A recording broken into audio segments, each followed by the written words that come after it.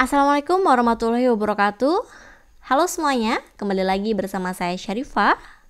Oke, pada video kali ini kita akan melanjutkan pembahasan kita terkait pengenalan program R. Jadi kalau pada video sebelumnya kita sudah membahas bagaimana cara menginstal program R tersebut di laptop kita dan juga beberapa hal yang terkait dengan dasar-dasar pemrograman R itu. Nah, pada kesempatan kali ini yuk coba kita pahami bersama bagaimana R ini kita gunakan sebagai suatu alat hitung gitu ya, dan mungkin beberapa hal juga yang terkait dengan program R ini. Oke. Nah, R sebagai alat hitung itu sebenarnya bisa dibilang ya sangat membantu, tapi kita harus tahu ya fungsi-fungsi yang digunakan itu apa saja gitu ya. Mungkin kalau kalian mungkin pakai program Maple, dia kan sekarang Maple yang terbaru itu kan sudah fitur-fiturnya sudah sangat lengkap gitu ya. Jadi untuk melakukan perintah kita tinggal ya seperti kalkulator lah gitu. Cuman coba ya kita lihat nanti kalau program R itu seperti apa. Nah, coba ini saya sudah membuat ya apa yang mau kita bahas supaya tidak memakan waktu terlalu lama gitu ya. Jadi kita coba pahami satu persatu ya. Jadi yang pertama, apapun yang kita tulis ya setelah tanda pagar gitu ya, diasumsikan sebagai komentar dan akan diabaikan oleh R itu gitu ya. Jadi ini saya tulis seperti ini ya. Kalau mau kita run, nah yang di run adalah perintah yang setelahnya gitu ya. Jadi kalau ada tanda pagar di sini, dia akan diabaikan oleh R itu gitu ya.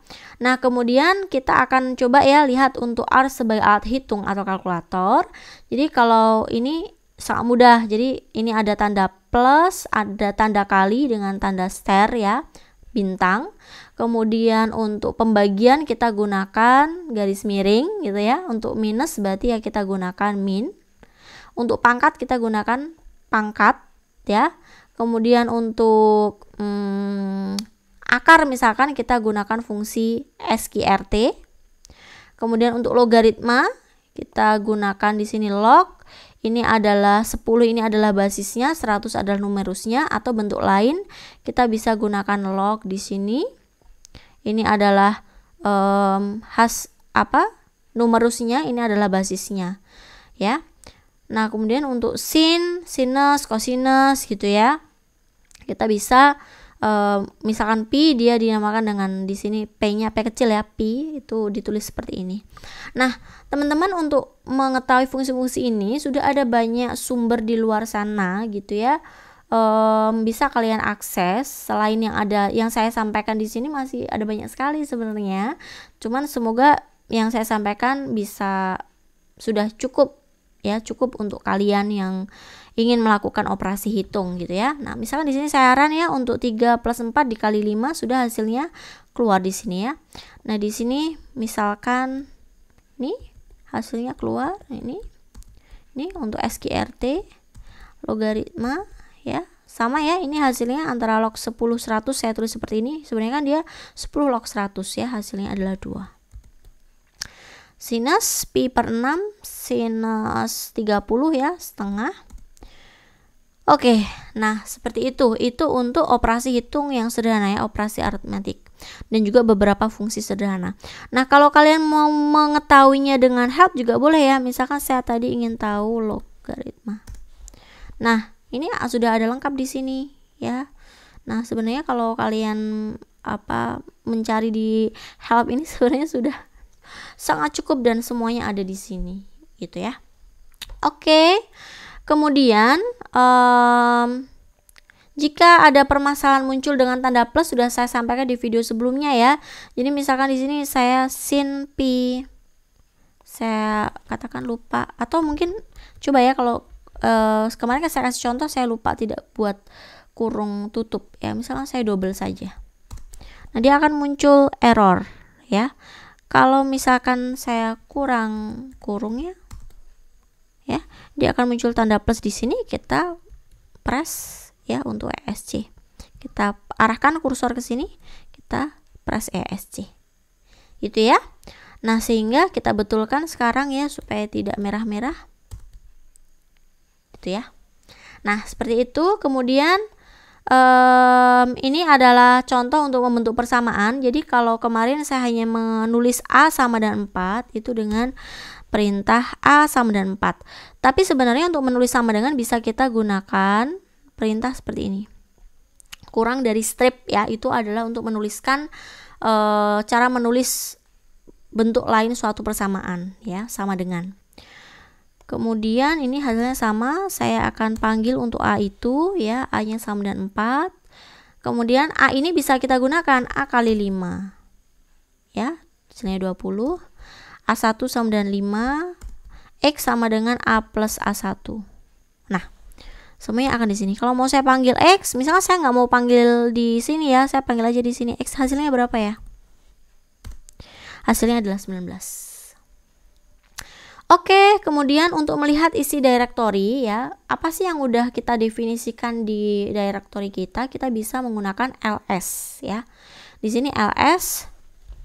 Nah, ternyata saya sudah mendefinisikan ada variabel A, A1, B, dan X ya.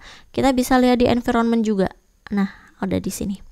Nah, bagaimana cara menghapus objek itu? Misalnya saya ingin hapus nih ya. Nah, selama objek-objek tersebut tidak dihapus, objek-objek tersebut akan selalu tersimpan di dalam directory R kita. Nah, untuk menghapus suatu objek X di directory yang digunakan sebelumnya, kita bisa menggunakan fungsi rm. Ya, karena yang mau dihapus adalah X, berarti rmx. Nah, X di sini hilang. Ketika saya panggil X di sini, nah dia akan error objek X not found, berarti tidak ditemukan karena sudah kita hapus. Kalau ingin menghapus semua, berarti kita menggunakan ini rm ya, list sama dengan ls ya, semua, karena semua berarti di sini kita kurung buka kurung tutup saja. Nah, semuanya terhapus ya, fungsi yang sudah kita definisikan. Saya panggil A ya, tidak ditemukan. Gitu ya. Nah, kemudian selanjutnya untuk menuliskan suatu bentuk vektor. Vektor di sini kita tuliskan dengan fungsi C ya. Jadi kalau mau dicari di sini teman-teman, ini saya hanya mempermudah saja, kalian bisa temukan semuanya di sini. Mungkin kita pakai English ya, vektor. Nah, vektor akan muncul ya. Ternyata vektor ini kita bisa menuliskannya dengan C, fungsi C. C di sini saya tuliskan C 1,5,7. Apa yang terbentuk? Nah, dia akan membentuk vektor 157 ya. Kemudian katakan ini ada vektor C 1.213. Apa artinya? Saya membentuk vektor dari 1 sampai 13. Nah, ini saya ada kemarin untuk objeknya bisa juga logika ya. Nah, C, F, T, T, F ya, akan tertulis false, true, true, false.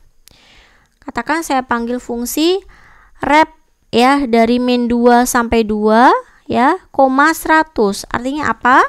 Ternyata saya membuat ya bilangan yang diulang. Rep itu dari repetition ya. Dia diulang dari min 2 sampai 2 sebanyak 100 kali. Nah, ini ada sebanyak 100 kali.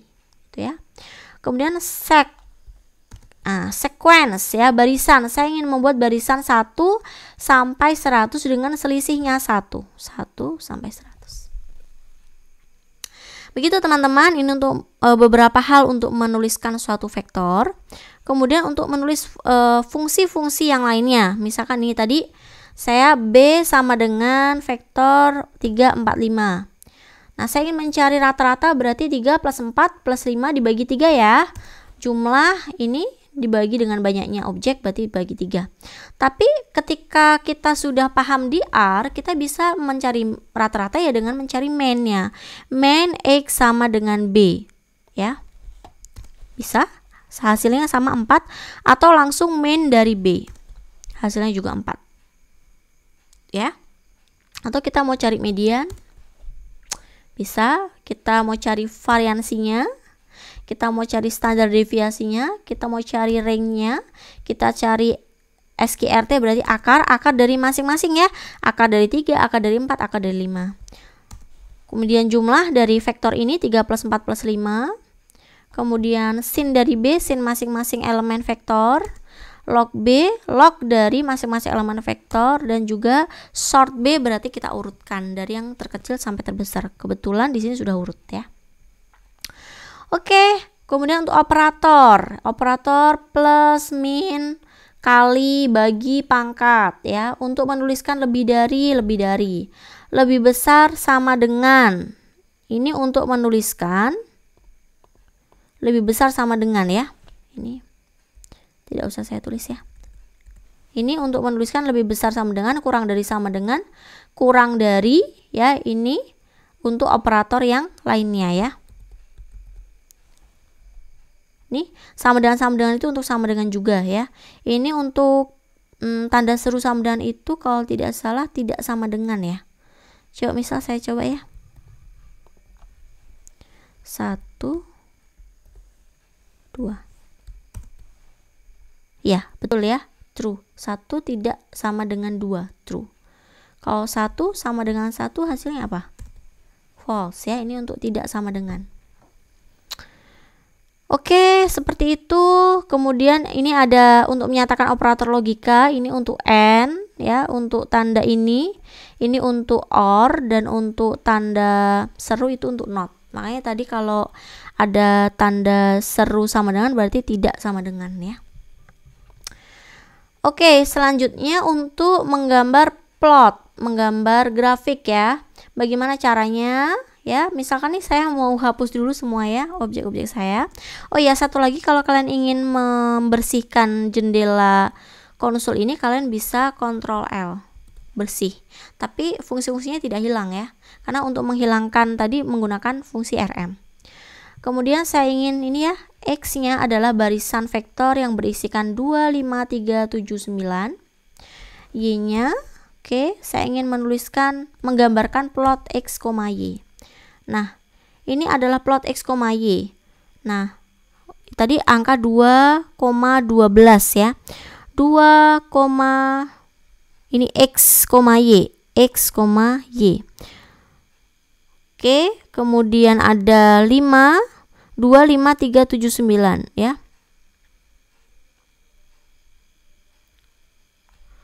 Oke, ini untuk X-nya, ini untuk Y-nya. Ya benar ya, ini 2,12, 5,20, kemudian 3,31 dan seterusnya. Kemudian kalau kita ingin menghubungkan ini dengan garis, bagaimana caranya? Kita tinggal plot X, Y. Nah, ini sebenarnya kalian bisa coba ya teman-teman, saya ingin praktekkan.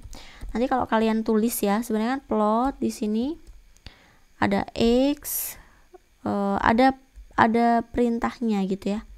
Plot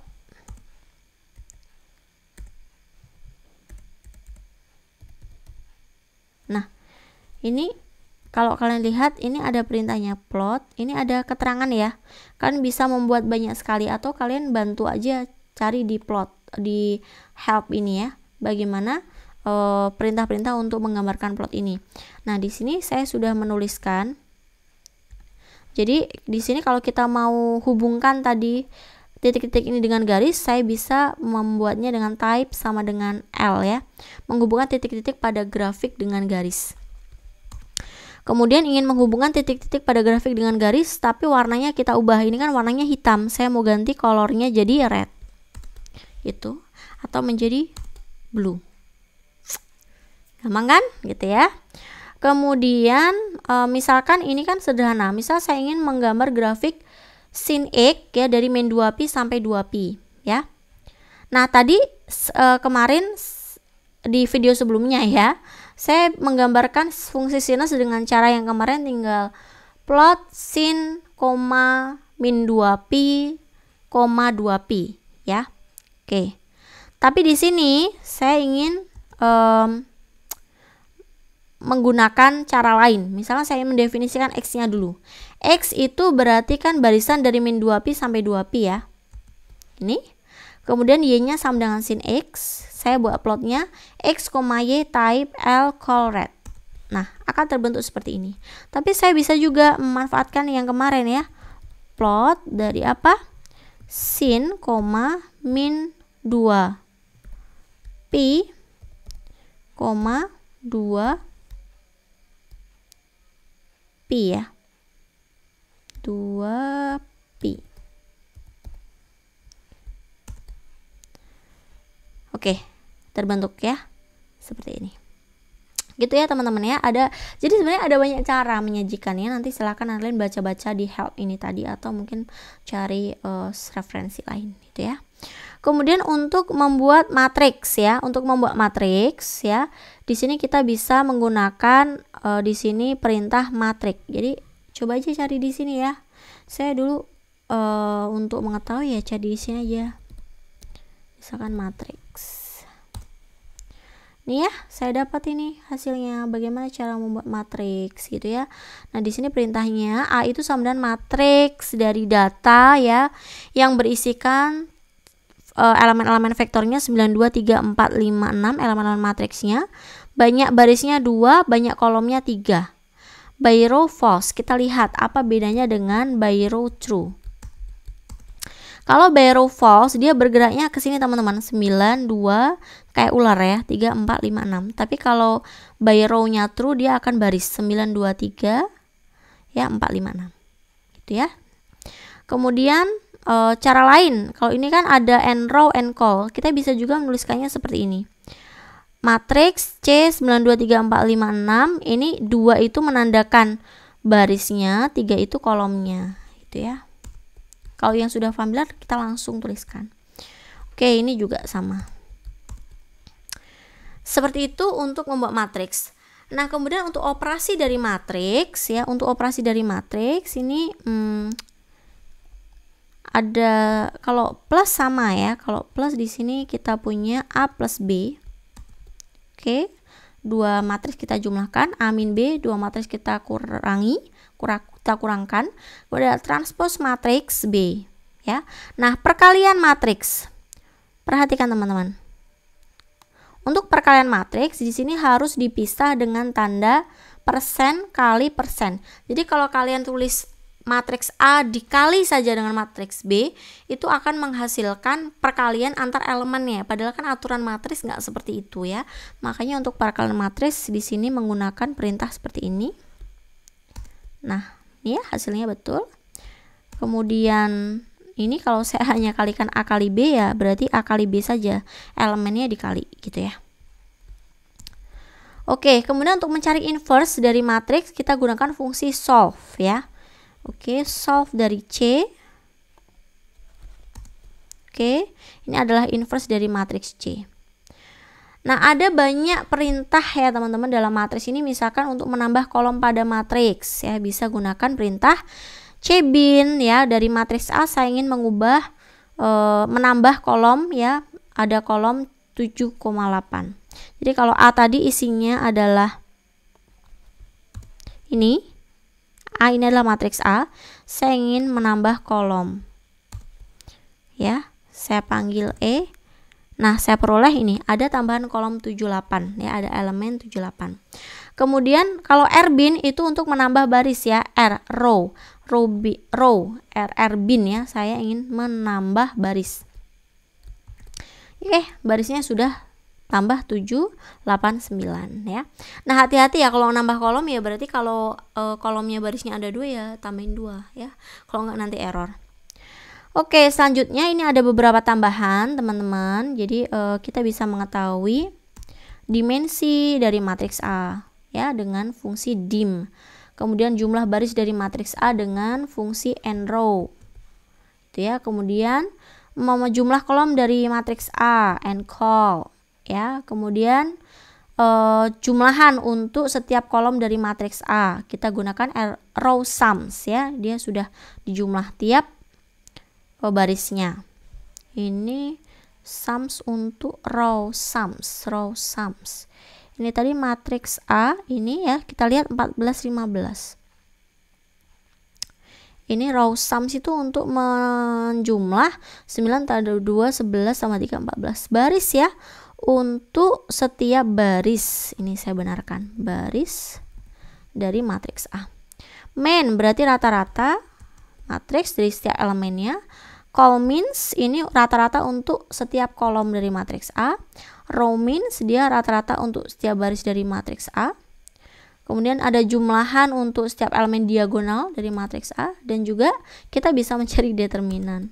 Nah, determinan ini teman-teman kan kalau ini matriks sederhana, untuk matriks berukuran berapapun bisa kita cari dengan mudah.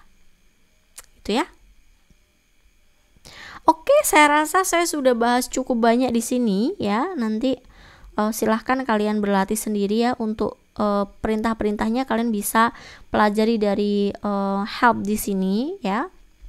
Ini adalah fungsi-fungsi ya untuk alat hitung kita gunakan dengan R. Saya rasa cukup mudah kalau kalian sudah tahu fungsinya dan bagaimana cara menggunakannya. Oke, saya rasa untuk video kali ini sudah cukup teman-teman. Kalau ada yang ditanyakan silahkan tinggalkan komen di bawah. Kemudian jangan lupa untuk like dan subscribe supaya saya tambah semangat untuk membuat video lainnya. Terima kasih. Wassalamualaikum warahmatullahi wabarakatuh. See you.